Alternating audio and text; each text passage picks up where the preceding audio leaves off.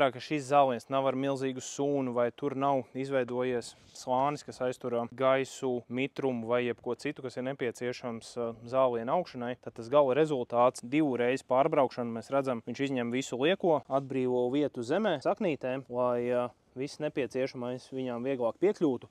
Darba procesā noteikti izmantojam vairāku veidu darbošanos, ejam horizontāli, ejam vertikāli, ja nepieciešams pārējām vēl krustām pāri. Šajā zālienā es strādāju ar mulčēšanas metodi, jeb zālīte tiek smalcināta, darbojās robots, tāpēc tāda milzīga atlikuma zāles, ja tas filcas lānis, neveidojās, jo visa zāle tik smalki nogriezta, ka viņi dodās apakaļ mēslojumā. Skatieties par to, ko jūs vēlaties, kāds ir tas zāliens stāvoklis un kādu jūs vēlaties to rezultātu. Mēs to darām, kad jau ir silts.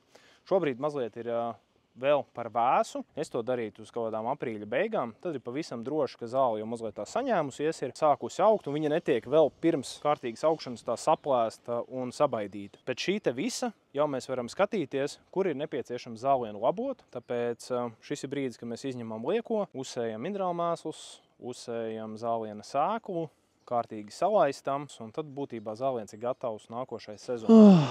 Mana mīlestība.